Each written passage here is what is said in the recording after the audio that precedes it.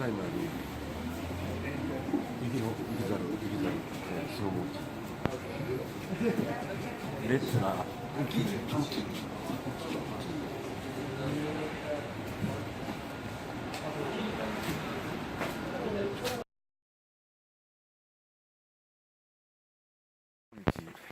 荷物あるでしょ。これ後ろ向け、むっちゃ楽やんこれ。あれ、買って後ろ引っ張ってくれてる。後ろ引っ張ってくれてる。あ、むっちゃ楽やんこれ。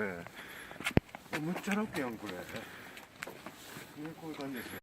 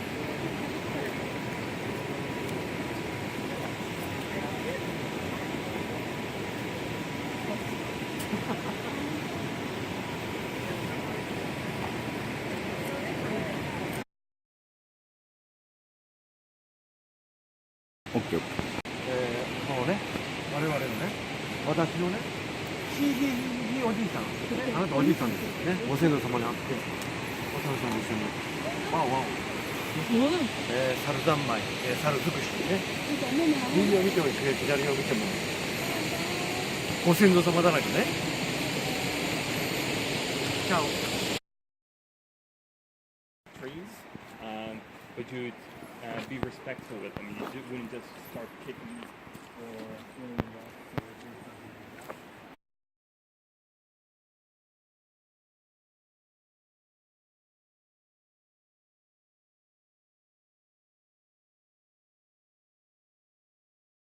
私の半分こです。野沢菜のおやつ。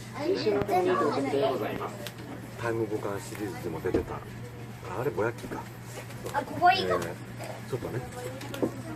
食べてみましょう。お母さんこの列車は特急キングリーのんびり号お母さん見て。長野口です。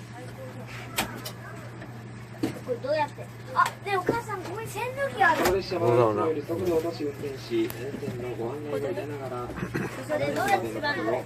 走っていく列車でございます。通常の特急列車より時間。お客様、地獄谷野猿公園を訪れた方も多いと思いますが、確か猿たちが温泉に入っていたわけではないそうです。猿の餌付けに成功した後、猿たちが野猿公園にいる時間が多くなったある時、何かの偶然か、子供の猿が野猿公園近くにあります旅館の露天風呂に入ることを覚えました。寒い冬の時期に温泉に入り、暖かく気持ちが良かったのでしょう。徐々に他の小猿や猿たちもつなげて温泉に入ることを覚えたそうです。